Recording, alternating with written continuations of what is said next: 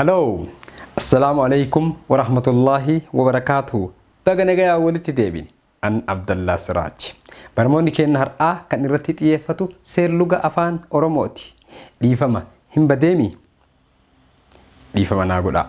Xiqqoo isii haalumatuyyuu natti toluu dhabeetiniin isinirraa fagaadhe. Takkaahu ammootuyyuu isinirraa ture. Deebi'e maraafuu baga rabbi nagaya walitti nu deebise. Ammaaf kallattiidhaan gama barmoota kootiitti isin haa dabarsu seerluga afaan Oromooti. Inni sunis maal jedha? Xumura ibsa yookaan ibsa xumuraas jedhaniini yeroo tokko tokko kana ay deebisanii ibsa xumuraas jedhaniin jechuudha. Ibsa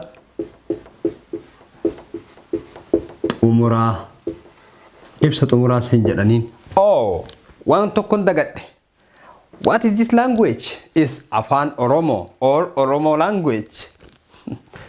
OROMO language.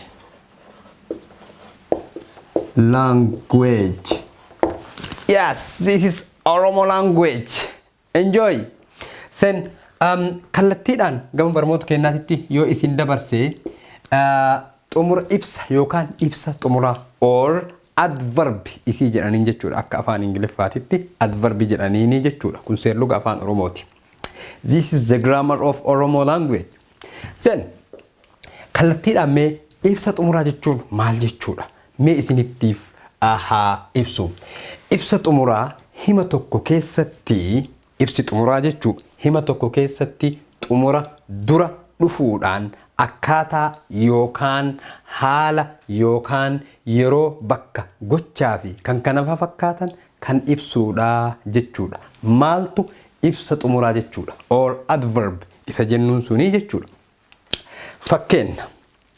Fakkeenya ibsa xumuraa yookaan ammootiyyuu xumura ibsaa jechuun maal jechuu akka ta'e fakkeenya kanarraa waan guddaa hubattan jedheetiniin abdadhaa jechuudha. Well, kana jechuun maal jechuudha? Isheen fiigichaan dhufte.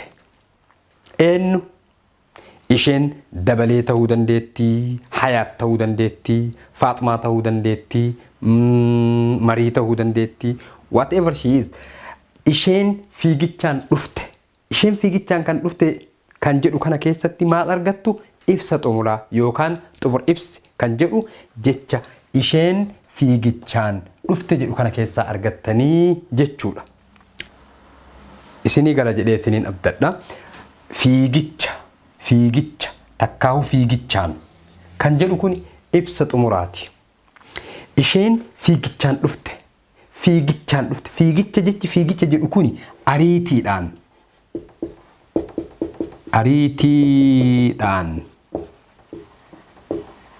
yookaan daddaffiidhaan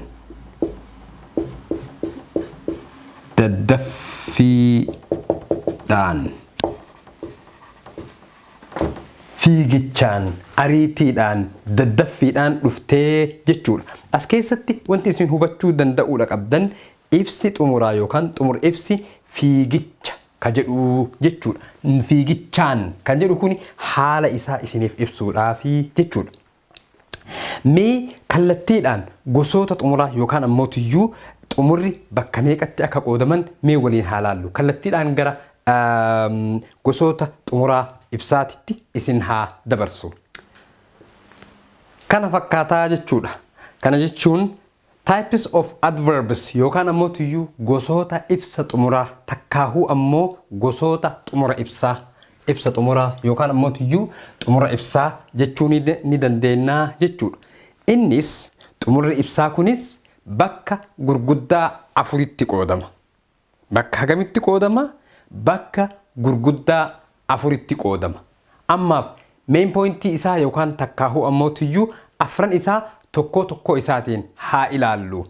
Yeroo itti aanu ammootiyyuu gadi fageennaan tokko isaa ibsa gahaa wajjin fakkeenya gahaa wajjin kan ilaallu tahaa jechuudha. Mee kallattiidhaan afran kana maqaa isaanii isiniif haa dhahu. Tokkoffaa ibsa xumuraa takkaahuu ammootiyyuu xumura ibsaa or adverbs isa afaan Oromootiin jennuun tokkoffaan isaa ibsa xumura iddoo. Isa kana jechuun maal jechuudha? Akka afaan akka afaan Ingiliffaatitti adverb of place takka ammootiyyu adverb place jedhaniini jechuudha. Ibsa xumura iddoo yookaan ammootiyyu adverb of place jedhaniini jechuudha. Inni lammaffaan ibsa xumura haalaa.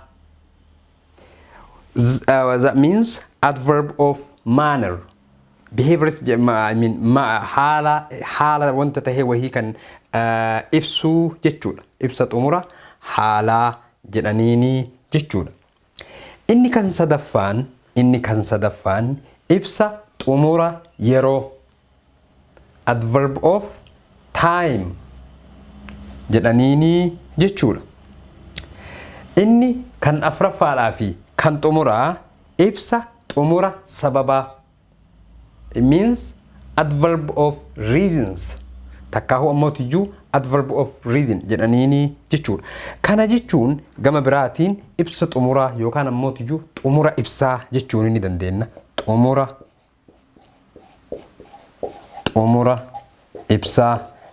ibsaa wal jala deebisuus ni dandeettu. Xumura ibsaa kana wal jala deebisuu ni dandeettu. Lumaa rakkoo tokko hin qabu. Same. Xumura ibsaa.